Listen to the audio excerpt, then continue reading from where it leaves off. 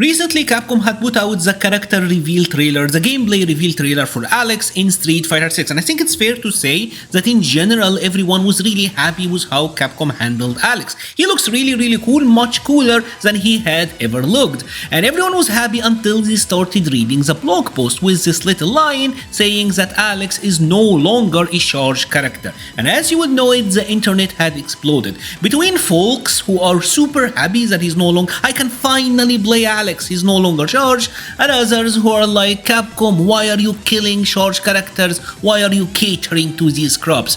I find it interesting that a lot of people are saying that they can't play charge when the initial design, the initial idea for charge was for the characters to be easier to play. Bring someone who have never played a fighting game, make them play Street Fighter 2, and more likely than not, they will have easier time doing sonic booms with Guile than they would a Hadouken was Ryu. At least that was the idea back then. I get that with time, with the recent games, with the addition of buffers and input leniency in general, motion have become a lot easier, but yeah, charge was there for it to be easier to begin with. So let's tackle that claim head on. Street Fighter 6, is Capcom reducing the number of charged characters in the game? Let's talk percentages.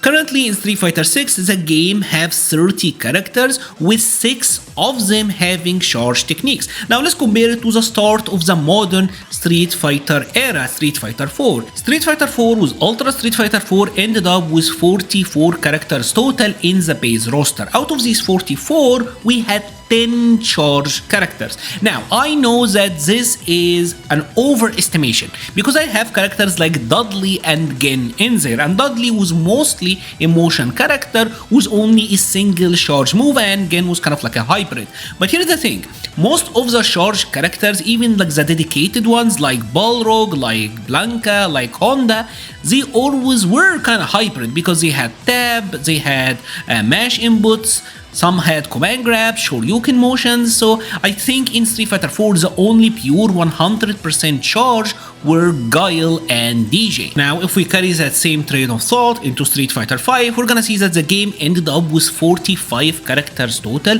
with 11 of them having charge moves.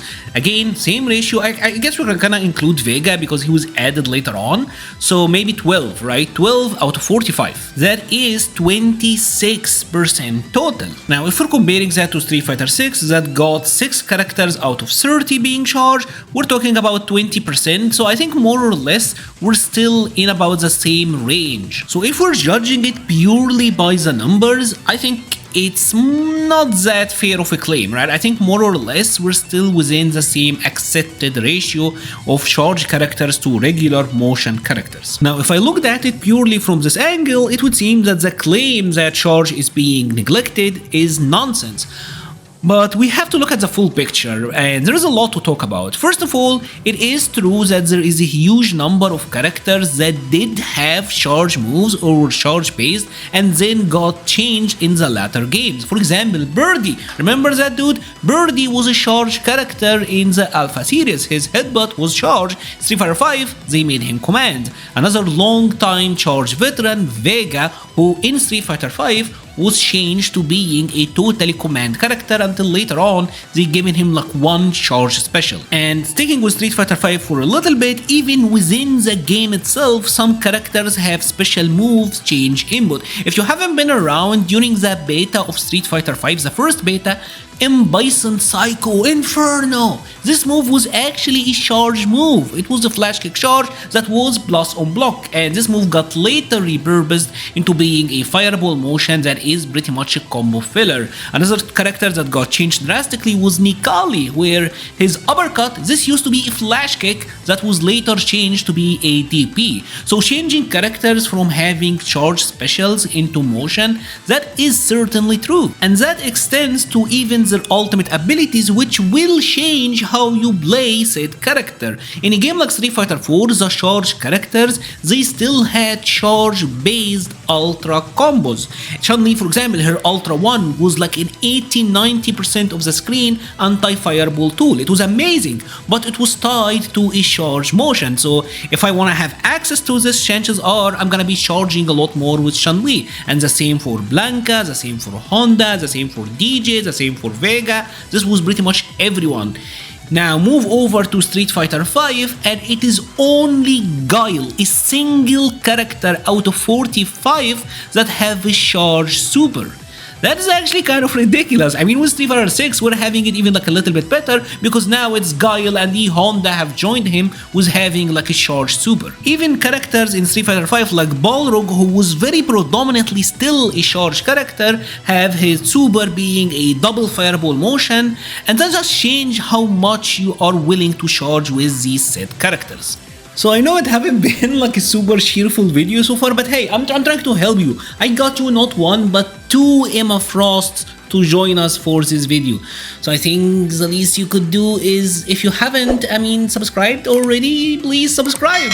And who knows, maybe we'll get to see like even more Emma Frosts in the future. Excuse the silliness and enjoy. And I'm not even gonna go over the charge motions that we lost. Remember that brittle motion? If you haven't been around, it was like you had to charge down back, down forward, down back, up forward, and it let characters do have some cool abilities. It was like really difficult. And I remember having a lot of buddies, a lot of friends telling me that their pads, the D-pad, will get broken because of the brittle charge.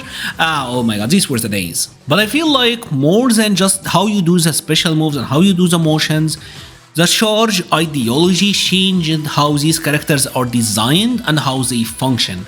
The idea behind charge characters is that they have super powerful specials, but because they don't have access to them all of the time, they were compensated with very strong normals. That is why a character like Chun-Li in a game like Street Fighter 4 had her standing heavy punch being like 6 frames, ultra annoying move that is impossible to whiff punish.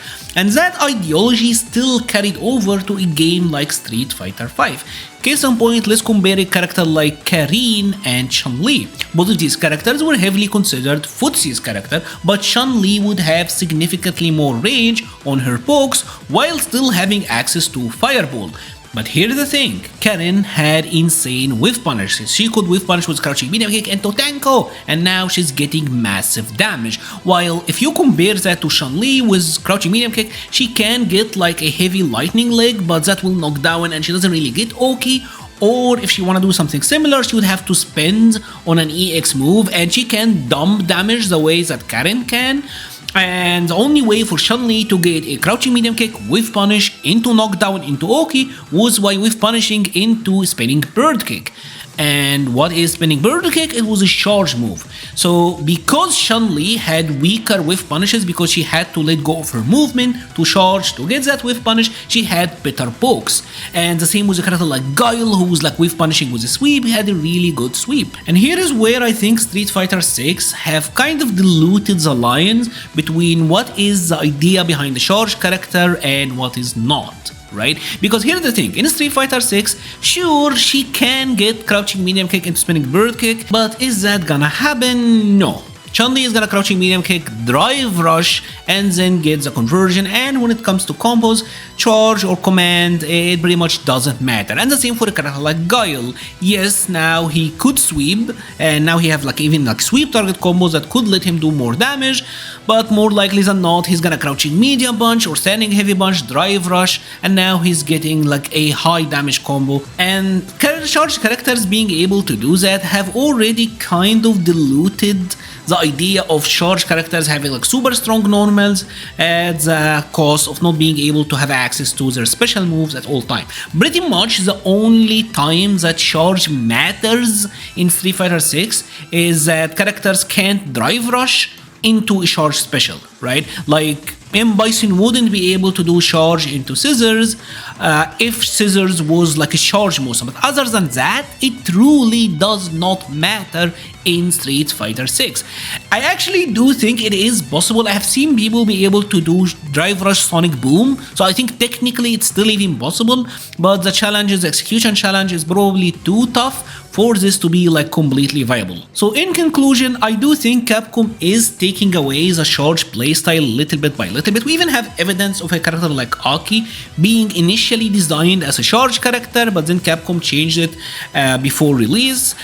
And the idea is, like I said initially in Street Fighter 6, I don't think being charged matters that much anyway. The game is designed in a way where most of the characters do feel homogeneous as it is, and charge or command, I really don't think it matters that much. Real talk, that is just the games that we're playing, and I personally, because I started fighting games taking it seriously with Street Fighter 4, I started with Balrog, so who was already like a charge character. I have a very soft spot for charge mechanics in general, but I do think I am with the camp that unfortunately Capcom is going after charge, and I would love to see them being restored because I think they're really cool and they offer a lot of player expression. Anyways, what are your thoughts? Do you think that charge is fine as it is? Do you want charge gone? Are you happy with how Capcom is handling everything? I will leave a link to the Patreon, Discord and Twitter pages in the description. Let me know in comments and stay safe.